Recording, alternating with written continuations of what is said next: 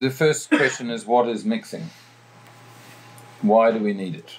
I was doing a seminar for TDT, and a woman asked me, the bass instrument has got low frequencies, the piano and the voice are in the mid frequencies, the cymbal have high frequencies. What is there to mix? Because of course there's the technical side. The moment that you put a microphone in front of something, it's a version of that thing. It's not the thing. It's now a version of that thing which you are capturing and bringing into a system. It's not the same as standing in front of that instrument anymore, because it's going into a microphone which has got what characteristic. The engineer's job is a job of translation from a source which we make a critical choice of how we capture it, all the way through to the representation as it comes out here, all the choices along the way. That's where we come in. Mix engineers behave differently or have different priorities in different genres. For example, an American pop country song isn't mixed in the same way as a hip-hop track. Compressors and limiters, let's think about compressors, can be used in a variety of ways. For example, number one, on a vocal, we can use it as a leveling amplifier, 1 or 2 dBs of compression, just holding a level, and we just want to simply control the level without our listener being aware that that's what we're doing. Critical listening is like a zooming in on the sound quality. Analytical listening, the one that I'm describing now, it's called analytical listening, is like the zooming out. What is the function of that sound in the music? When I'm speaking, my voice appears to be brighter, less high frequencies are being lost in the air. So we take care of it, check all of our signals and help them just to sit in the correct range, and you'll find that your mixes will improve just by doing that a lot compared to not doing it. First thing I want to listen to, obviously, is to compare this pair of speakers with this pair of speakers, because what am I going to EQ? How do I know, oh, I should take out 250 hertz? It might be the speaker's response.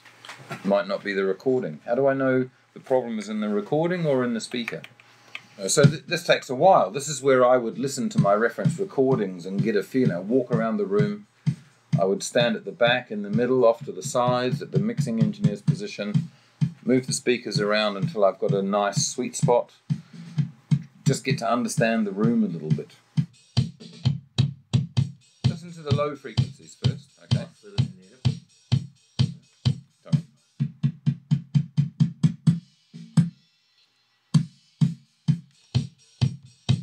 They're very different. So what are we listening for? How do we know which ones to trust? I'll take care of my filtering, and then I'll do most of my work on smaller speakers, and I know them well or something. That's a reasonable option. This is quite a common thing to do early on. Big speakers, bass drum, bass guitar, and get them working together. Once you feel like you've got them under control, then switch to the small speakers and carry on there.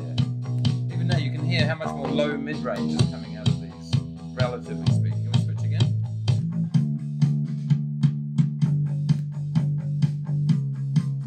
Okay. Now, something we could do dynamically. We were talking about dynamics before.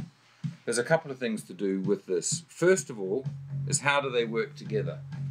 One simple question, but it's not necessarily quick to answer. Which one should be the lowest? Normally, if they occupy the same space, you get some kind of bass build-up. So we have to make a decision. It'll be quite typical in some forms of music. The bass drum has more dynamic range, it's more punchy, it's more about the attack, not about the low stuff. The low stuff, low frequencies, come from the bass, and the bass drum provides the punch. Some forms of rock music, for example, it would be the other way around. The bass drum is the thing that carries all of the weight. You even add super low frequencies, 40 hertz and things, to give a real sense of range. And the bass is a little bit lighter because you're thinking about space for electric guitars. So it's different depending on the song, depending on the style.